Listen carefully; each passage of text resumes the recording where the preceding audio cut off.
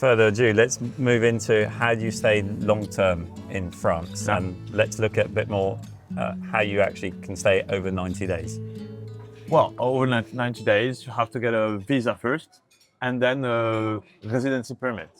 And then, what do you need?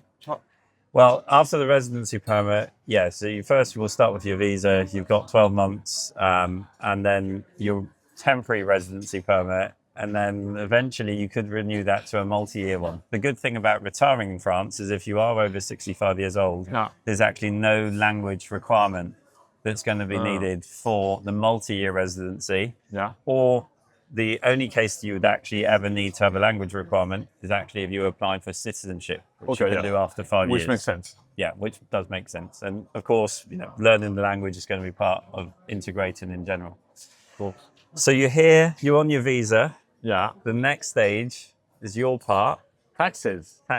So most of our clients do worry about the tax situation in France. Well, as a retiree, should you worry? No, you do not have to worry, because first of all, France has a tax treaty with 121 countries in the world, including most of the biggest countries, the US, the UK, Ireland, Germany, etc., etc. Okay, so there is nothing to worry about, because most of the time, your pension is fully taxable either in your country or in France, but not in both countries, right? The only thing is about social charges, I believe. You might be asked to pay social charges depending on the situation, whether you have an S1 form or not, if you're registered to the healthcare system, etc. So it's not that complicated, but still you have to know what you're talking about. It's very complicated to find something on the internet, actually. So no Googling it. You shouldn't. No, do not Google. Do not ChatGPT it, please. Avoid it. Ask us, and depending on your situation, we would give you the right answer. Okay, and in terms of inheritance as well, there's lots of solutions. People are scared of that. Absolutely. Even though you buy a French home, you can avoid French inheritance tax if you do the right things. Again, ask us, and we have the right people. Okay, we know what we're talking about. And a lot of our clients that are actually retired in the US still want to work for sometimes corporations that they used to work with in terms of consultants and things like that. Is there something to worry about from a tax point of view there? Again, it's not. Everything's feasible. It just depends on, managing the right taxes and the right visa status, as you know. Yeah, of course, making sure the visa works with and we can help with that, of course. So if you're retired, I think the question that you often ask my clients or our clients is, is this something that you really want to do, or is it a hobby? Yeah, pretty much, Because then you've got to make that decision, but it's possible. Because it's completely different visa-wise, right? So do you really want it, or is it like for fun?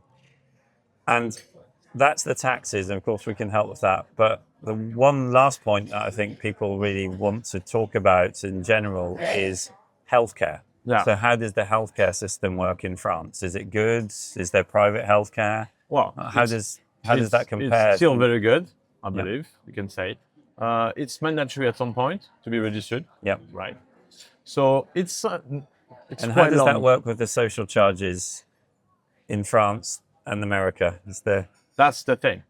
As soon as you're registered to the French health system, you have to contribute to the system, which makes sense, right? Because you are a theoretical cost to France, and you have to pay to the system, which might pay something for you, right? So depending on your situation, whether you have a pension, a salary, or only dividend, interest, etc., you would pay it differently. If you have a pension or a salary, you're going to pay them on your tax bill directly. But if you have only capital gain, which are dividend, interest, capital gains, then you're going to pay the CSM tax, the PUMA tax you've been hearing about. Yeah. And this is an extra thing. People always forget this. Yourself. Yeah, absolutely. No one knows about it. Yeah.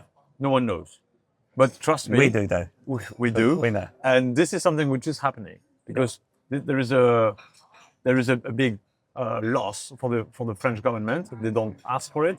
So URSSAF is now claiming it.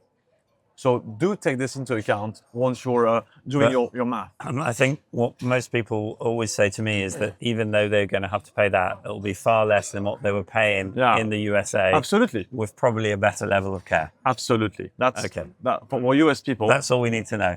Pretty much, yeah. In general, is that you're going to be covered and it's actually going to be cheaper. But don't forget that you have to pay anyway, because sometimes people are like, oh, but there is a double taxation treaty. Yeah, but it's not taxes, it's social charges. And it's different. It's not covered by the tax treaty.